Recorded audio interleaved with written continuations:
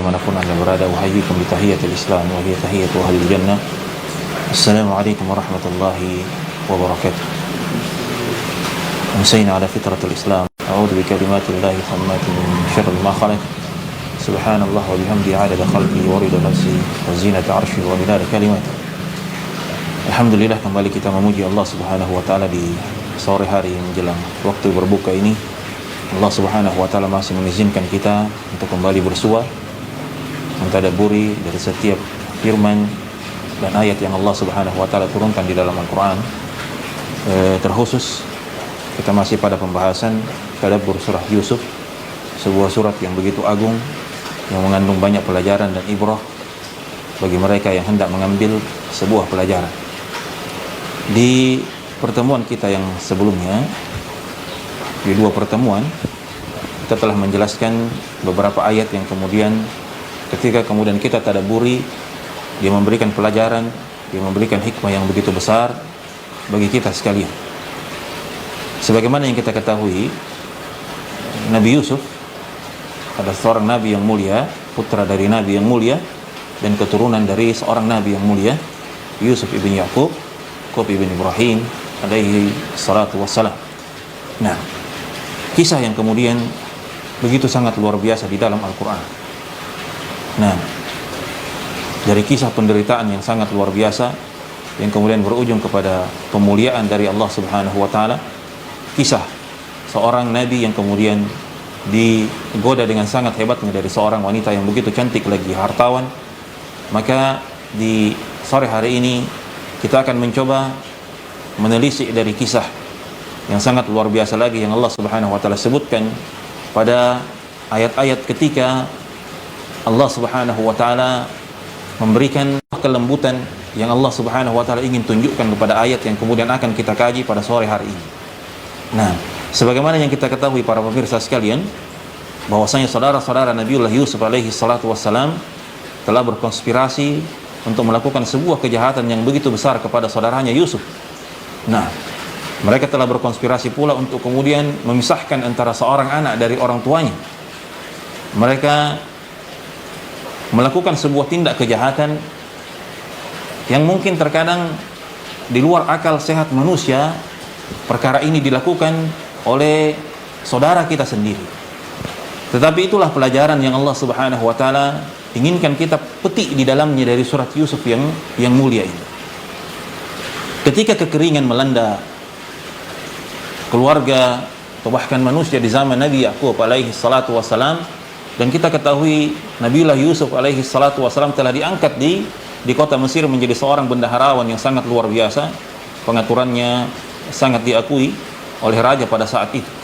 Sehingga kemudian Nabiullah Yaqub alaihi salatu wassalam memerintahkan kepada anak-anaknya yang 11 orang berserta dengan Bunyamin untuk kemudian mendatangi kota Mesir meminta bantuan. Nah, Nabi Yaqub alaihi salatu wassalam mengetahui dengan jelas tentang kejahatan yang telah dilakukan oleh putra-putranya. Nah, Nabi Yaqub alaihi salatu wassalam mengetahui dengan baik bahwasanya putra-putranya pernah melakukan sebuah tindak kriminal yang sangat luar biasa. Tapi perhatikan bagaimana kelembutan seorang ayah.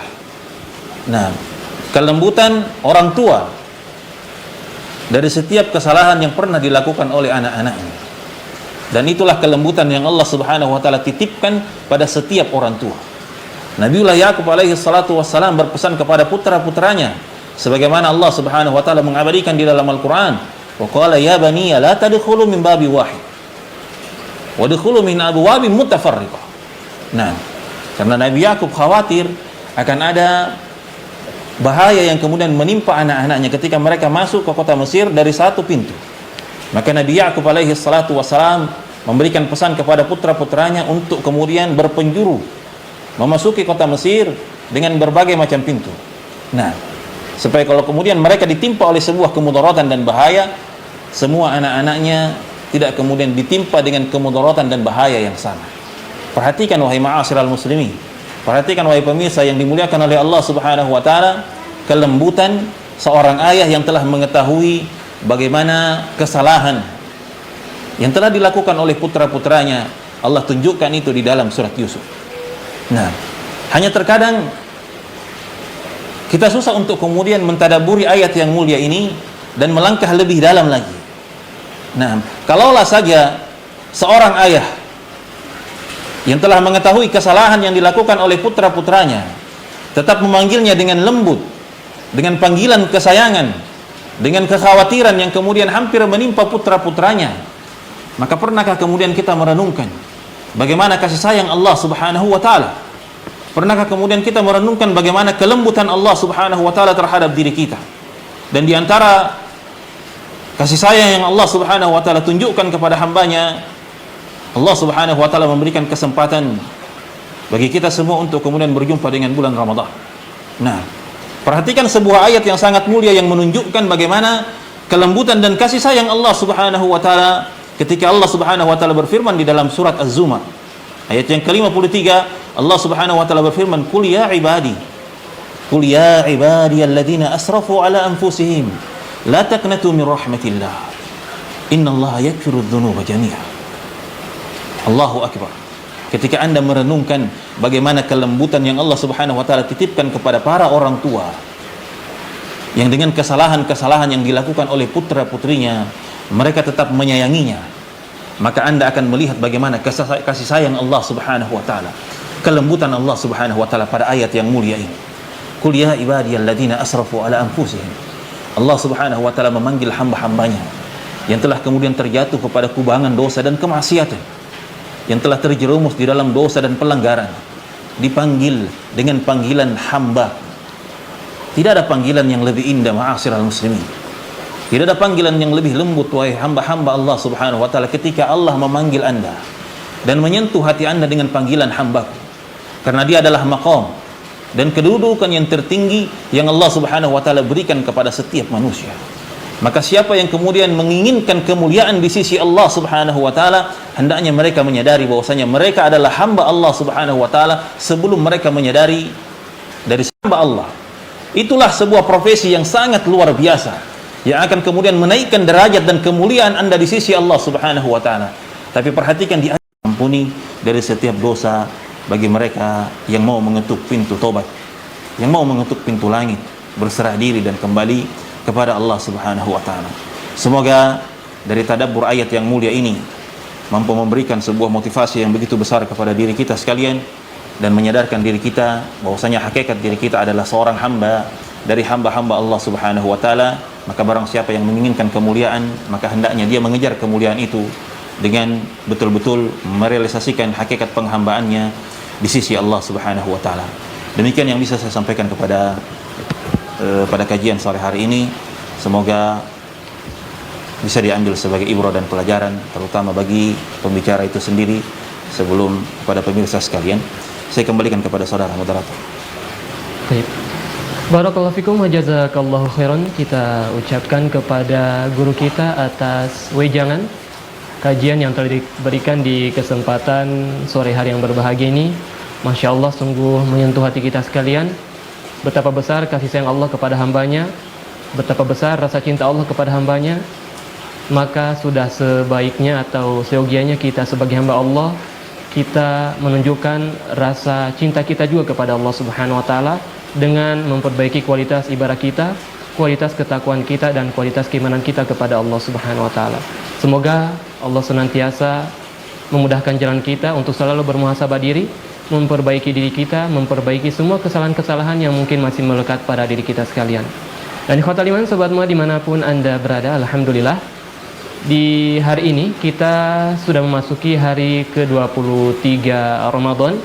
Tidak terasa, semoga beberapa hari yang telah kita lalui belakangan ini bisa kita isi dengan sesuatu yang bermanfaat, dengan ibadah kepada Allah Subhanahu wa taala, dan semoga amal ibadah kita sekalian selama beberapa hari ini diterima oleh Allah Subhanahu wa taala.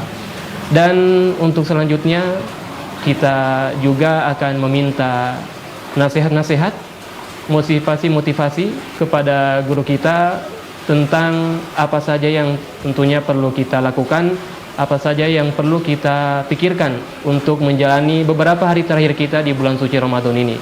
Karena tentunya kita memasuki bulan suci Ramadan adalah betul-betul nikmat yang sangat besar dari Allah Subhanahu wa taala. Tidak dapat kita pungkiri, banyak saudara-saudara kita di luar sana yang tidak merasakan nikmat yang sama dengan kita sekalian. Maka dari itu perlu bagi kita untuk memupuk keimanan kita, untuk kita mendapatkan motivasi agar bagaimana caranya kita lebih meningkatkan kualitas kita di bulan suci Ramadan ini. Kemudian kami persilakan kepada guru kita kembali untuk memberikan nasihat-nasihatnya kepada kita sekalian. Tafadhol. Bismillahirrahmanirrahim. Alhamdulillahi wassalatu wassalamu ala rasulillahi wa ba'd. Saudara-saudariku,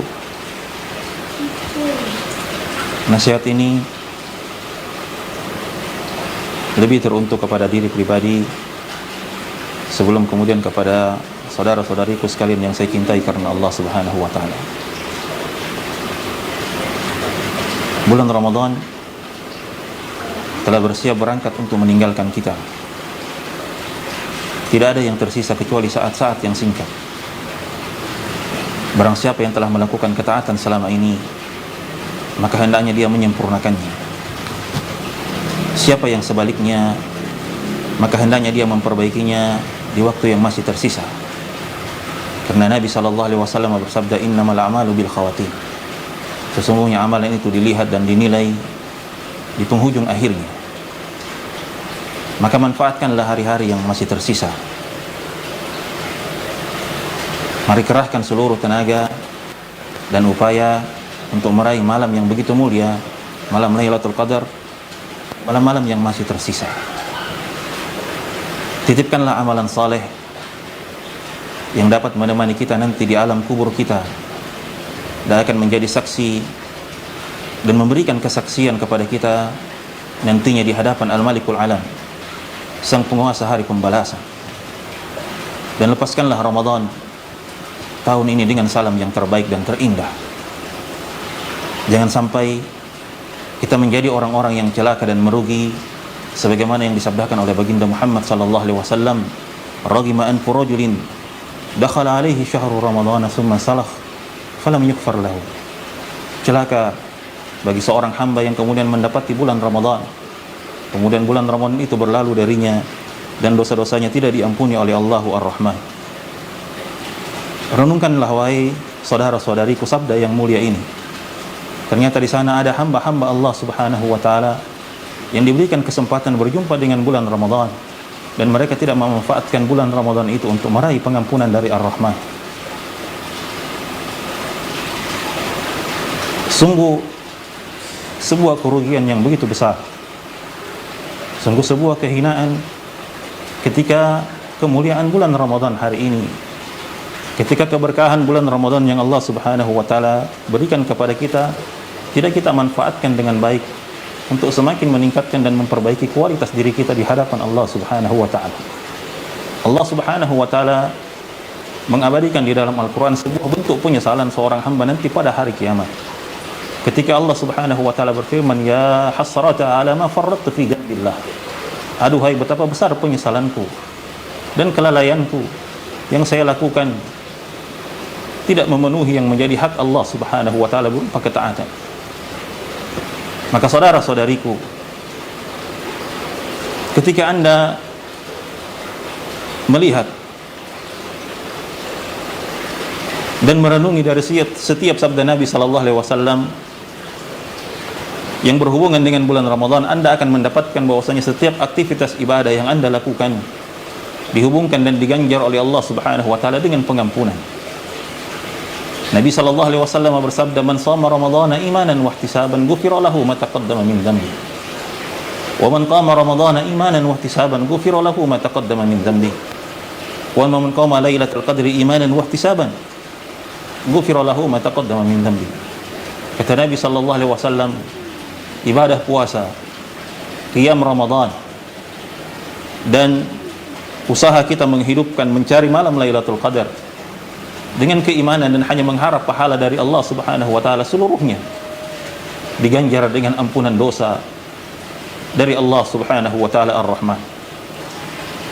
Seorang sahabat yang mulia, Abu Musa radhiyallahu taala anhu, pernah berkata bahwasanya seekor kuda yang dipacu dan mendekati garis finishnya, maka dia akan mengerahkan segala kemampuan untuk meraih yang terbaik dan menjadi yang terdepan. Maka kata beliau radhiyallahu ta'ala an, walladzi baqiya min ajalina aqallu min dzalik. Sungguh waktu kita yang tersisa, usia kita yang tersisa lebih sedikit daripada kemampuan kuda tersebut. Makanya Imam Hasan al-Basri, seorang imam tabi'in, pernah berpesan kepada kita sekalian, ya ibnu Adam, innaka lasta bisabikin ajalik wala bimaglubin ala rizkik wala bimarzukin ma laysa lak. Wahai anak-anak Adam, sesungguhnya engkau tidak akan pernah bisa melampaui ajal yang telah Allah tetapkan atas dirimu. Sesungguhnya engkau tidak akan pernah dikalahkan ketika Allah telah menetapkan rizki bagi dirimu. Dan sesungguhnya pula engkau tidak akan diberikan oleh Allah subhanahu wa ta'ala kecuali apa yang menjadi bagian dari takdirmu. Pertanyaannya, saudara-saudariku, falima takdah? Nah, pertanyaannya falima takdah? Kenapa kita terlalu bersemangat untuk mengejar keduniaan dan melupakan tugas kita di sisi Allah subhanahu wa ta'ala? Wa ala ma taqtul nafsa, dan atas dasar apa kita membinasakan jiwa-jiwa kita, melalaikannya dari ketaatan kepada Allahu Ar-Rahman? Maka saudara-saudariku, hargailah dirimu, karena Allah telah memuliakanmu dengan ketaatan. Jangan sampai kau lemparkan dirimu di atas sampah hawa nafsu.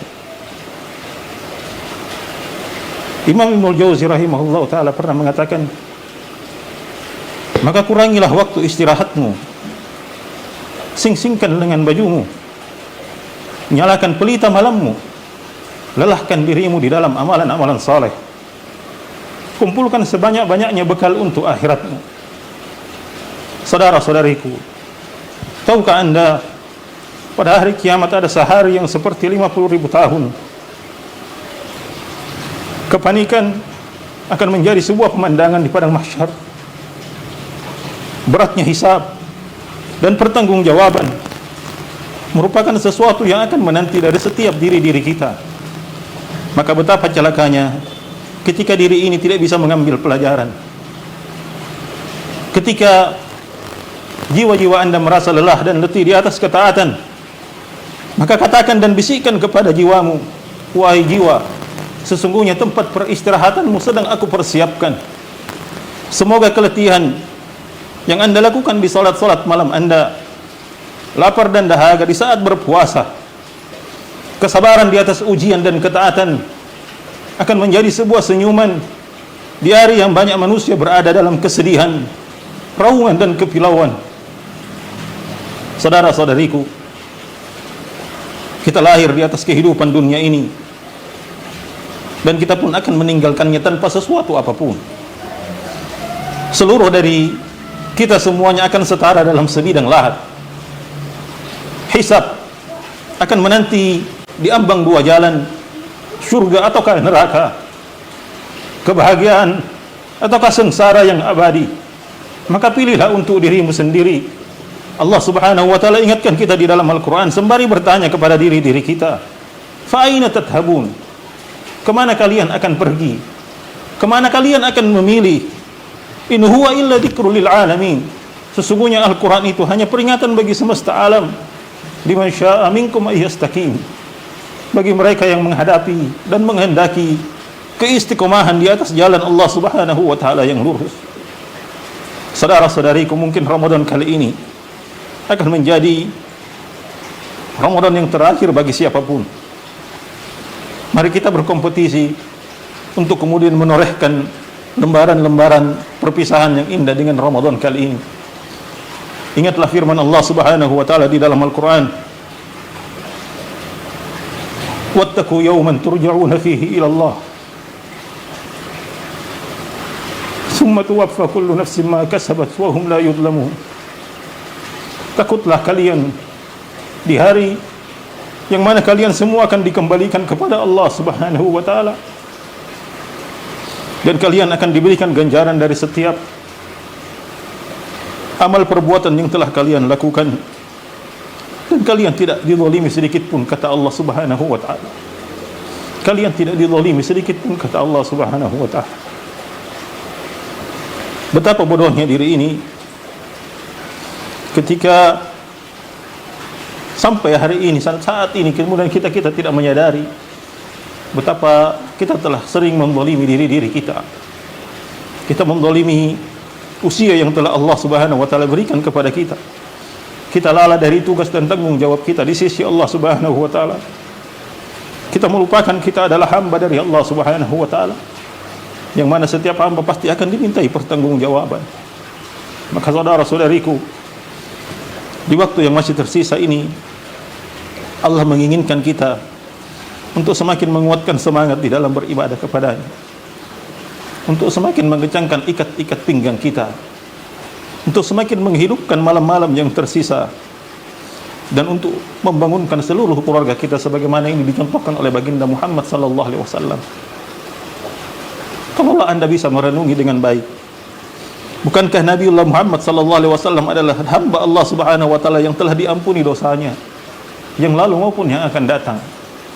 Tetapi kenapa begitu beliau bersemangat di 10 hari yang terakhir, bahkan semakin mendekati penghujung bulan Ramadan, beliau semakin bersemangat di atas ketaatan dan ibadah? Jawabannya hanya satu, saudara-saudariku. Beliau mengajarkan kepada kita betapa pentingnya pengampunan dari Rabbul Alamin. Betapa pentingnya pengampunan dari Rabbul Alamin. Allahumma innaka afuwun tuhibbul afwa fa'fu anna. Allahumma innaka afuwun tuhibbul afwa fa'fu anna. Allahumma innaka afuwun tuhibbul afwa fa'fu anna. Sallallahu alaihi wasallam ala nabiyyina Muhammad wa ala alihi wa ashabihi ajma'in. Assalamualaikum warahmatullahi wabarakatuh. Baik, barakallahu fikum wa jazakallahu khairan. Kita kembali ucapkan kepada guru kita atas kajian, motivasi dan nasihat-nasihat yang diberikan kepada kita sekalian, untuk kiranya di beberapa hari terakhir di bulan suci Ramadan ini kita betul-betul memforsir semua waktu yang kita miliki, memforsir semua kegiatan atau tenaga yang kita miliki untuk beribadah kepada Allah Subhanahu wa taala, untuk semakin mendekatkan diri kita kepada Allah Subhanahu wa taala. Karena ikhwatal iman, sobat mau dimanapun Anda berada, kita tidak mengetahui apakah ini akan menjadi Ramadan terakhir kita atau Ramadan selanjutnya. Kita tidak tahu apakah di Ramadan tahun depan kita masih bisa berjumpa dengan bulan Ramadan. Maka dari itu, seyogianya kita sekalian betul-betul menganggap dan betul-betul menanamkan dalam hati kita bahwa ini adalah Ramadan terakhir kita, agar kita bisa betul-betul mengisinya dengan ibadah kepada Allah Subhanahu wa taala, dengan semakin mendekatkan diri kita kepada Allah Subhanahu wa taala. Semoga Allah Subhanahu wa taala senantiasa memudahkan jalan kita sekalian untuk mengisi dan memanfaatkan sisa-sisa waktu kita di bulan suci Ramadan ini dengan beribadah kepada Allah Subhanahu wa taala. Ikhwatal iman, sobat ma dimanapun Anda berada, demikianlah kajian kita di kesempatan kali ini. Semoga kita bisa berjumpa kembali pada kajian yang sama di kesempatan yang berikutnya. Kita akhiri kajian kita dengan zikir kafaratul majlis. Subhanakallahumma bihamdik, asyhadu an la ilaha illa anta, astaghfiruka wa atubu ilaik. Assalamualaikum warahmatullahi wabarakatuh.